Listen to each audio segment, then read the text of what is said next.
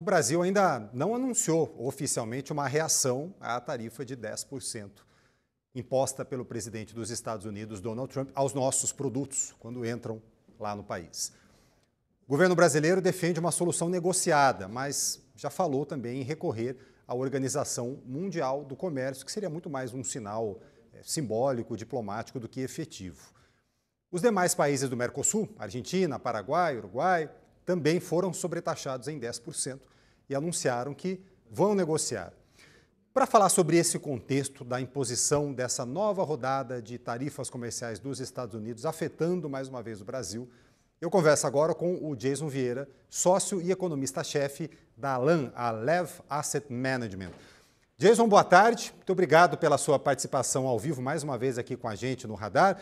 Eu queria começar, Jason, já te perguntando das palavras que Donald Trump acabou de pronunciar nessa entrevista coletiva ali no Salão Oval da Casa Branca, né? E ele batendo firme ali, tentando mostrar firmeza em relação à China, dizendo que vai ser irredutível. Como o Vinícius Torres Freire acabou de pontuar aqui, tratando sempre o déficit comercial como se fosse uma coisa negativa, empobrecedora e apenas isso, né? Com essa visão estreita do que é a transação comercial. E falando também ali de barreiras não tarifárias, né, que podem ser um problema também para o Brasil. Qual o seu olhar sobre isso que Trump está trazendo, sobre essa nova rodada muito mais ampla, muito mais impactante de tarifas comerciais? Onde é que o Brasil está nesse processo todo? Bom, o Brasil está relativamente isolado, digamos assim, porque nós não estamos diretamente afetados pela questão comercial. Porque 10% de taxação, o Brasil, na verdade, o ideal seria não fazer nada nesse momento, porque se for pensar em termos de reciprocidade e analisar ali fio a fio, o Brasil teria um problema.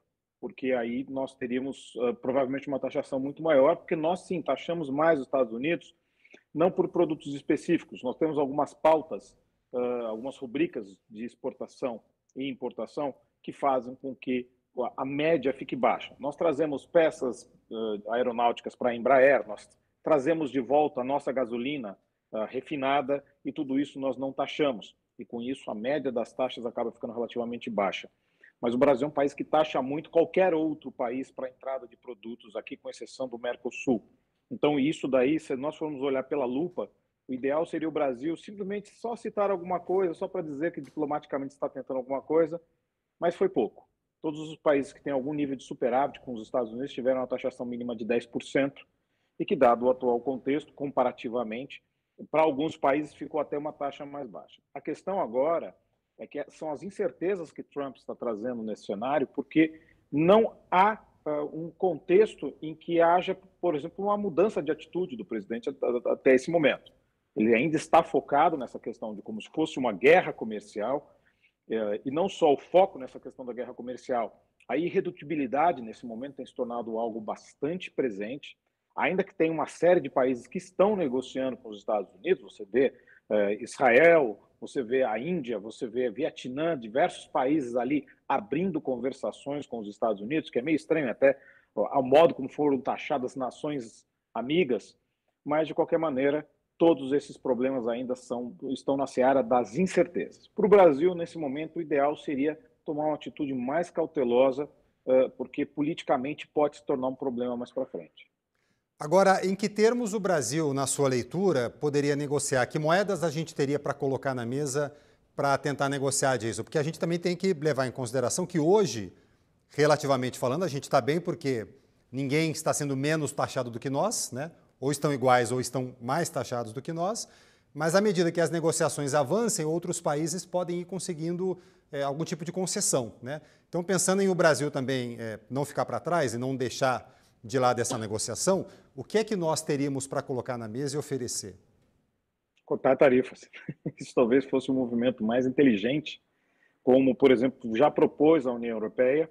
Não se sabe qual é a resposta dos Estados Unidos em relação a essa questão de cortar tarifas, que seria um corte bilateral de tarifas, ou seja, os dois países cortando suas tarifas e mantendo, de certa maneira, a percepção de que se o problema são os déficits comerciais, aí é uma outra questão. Se a questão são as tarifas, aí tem que se negociar um pouco melhor. É estranho, obviamente, se você tem essa visão um pouco tacanha em relação ao déficit comercial, que se você é o maior país do mundo, é impossível que não se tenha déficit comercial. Ok, concorda-se em parte com o que Trump está dizendo, por conta de como os países muitas vezes tratam esse déficit comercial, porque muitos países fecham as suas portas para os Estados Unidos e esperam que os Estados Unidos mantenham suas portas abertas para os seus produtos. Neste sentido, sim, a busca por uma justiça ela não está errada por parte de Trump, mas muitas vezes não é o motivo, e sim o modo. E é exatamente o que está acontecendo agora. Excesso de incertezas está trazendo uma volatilidade absurda no mercado financeiro. Poucos dias nós vimos oscilações nas bolsas de valores, no S&P, como nós estamos observando no dia de hoje. São oscilações muito fortes, em momentos muito curtos, e tudo isso, na verdade, gira em torno da esperança de que em algum momento Trump vai recuar ou vai mudar o sentido. Saiu um boato hoje de manhã dizendo que ia adiar todo o processo por 90 dias. Isso levou uma puxada muito forte do mercado financeiro, mas aí agora já aliviou novamente, voltaram a cair as bolsas. Na verdade, as bolsas agora estão numa loucura. Não se sabe o caminho concreto porque o futuro está muito incerto. E aqui no Brasil, a gente teve o Ibovespa B3, né, num primeiro momento ali, resistindo até que bem, né, mas agora a gente já teve uma queda expressiva na sexta, outra hoje, de magnitude menor do que a gente está vendo na Ásia, na Europa, nos Estados Unidos inclusive, mas ainda caindo. E o dólar saiu daquele patamar dos 5,60, 5,70 e voltou para a casa dos 5,90, né, Jason? Essa talvez seja a consequência mais perigosa que nós temos de curto prazo, seria a manutenção desse dólar acima de 5,90, por conta especificamente como funciona a nossa pauta, especialmente alimentar aqui no Brasil, como isso pode impactar em termos de inflação. A alimentação tem sido, notadamente, o principal driver de uma inflação muito forte no Brasil, e se esse dólar continuar acima de 5,90, como ele está agora, ou seja, se ele se preservar em algum momento a partir desse valor, nós vamos ter continuamente um problema inflacionário, e o Banco Central deve preservar a taxa de juros em elevação no curto prazo, tirando um pouco aquela expectativa de que talvez pudesse haver um alívio no curto prazo em alimentação aqui no Brasil. E, óbvio, outros itens dolarizados também se tornam algo preocupante nesse contexto. E também, em termos internacionais, a questão das bolsas de valores. Nós já tivemos o S&P indo para o positivo umas 3, 4 vezes hoje, desde a sua abertura. A bolsa aqui de valores ela está mais negativa, ela conseguiu se preservar mais negativamente, mas nós temos que lembrar o seguinte, o índice VIX, que mede a volatilidade, ele chegou a apontar 50 pontos hoje, já reduziu um pouco, mas ainda está em muito alta. Ou seja, esta volatilidade continua a atingir os mercados e qualquer declaração de Trump acaba fazendo diferença.